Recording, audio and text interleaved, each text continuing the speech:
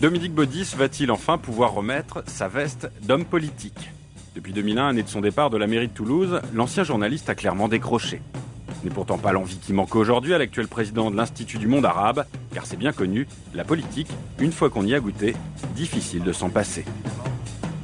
En 2008, il essaie de s'imposer au sénatorial, sans succès. Nouvelle tentative avec les européennes le 7 juin prochain. Cette fois c'est bon, il devient tête de liste du Grand Sud-Ouest pour le groupe UMP Nouveau Centre. Il se met même à Internet pour motiver les troupes. N'oubliez pas que l'élection proportionnelle du 7 juin prochain pour le Parlement européen est un scrutin à un tour. On vote le 7 et uniquement le 7 juin prochain, ne l'oubliez pas. Une réalisation un peu triste devant un mur plutôt très gris, sans doute à la mesure de cette campagne bien morne qui essaie de mettre des couleurs. L'Europe ne passionne pas vraiment les foules, les sondages tablent sur 66% d'abstention dans l'Union. En plus, l'UMP a du mal à entrer dans la danse, les impairs se succèdent. D'abord, en termes de visibilité, les listes n'ont été publiées que le 7 mai dernier, un mois tout juste avant les élections. Et puis, il y a eu cette sortie de Rachida Dati, numéro 2 sur la liste Île-de-France de l'UMP, qui a fait le tour du net et des journaux. L'Europe s'occupe-t-elle trop des affaires nationales ?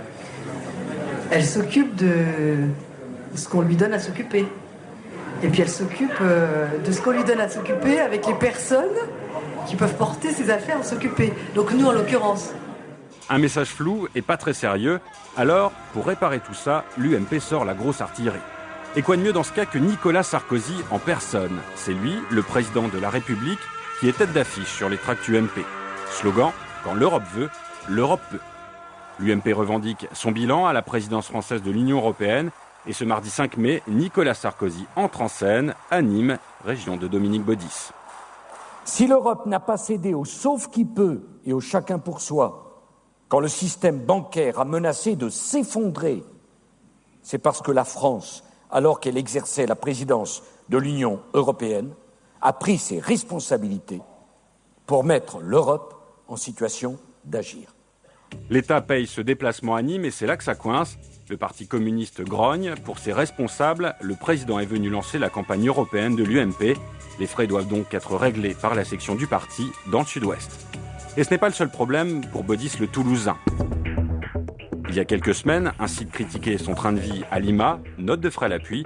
Dominique Baudis a répondu, il n'a rien à se reprocher et selon lui, cette information ne vise qu'à le calomnier. Dans ce domaine, il a l'habitude, depuis l'affaire Allègre, dont il est ressorti complètement blanchi. Un débat en tout cas très franco-français, et là, la question européenne est loin, très loin.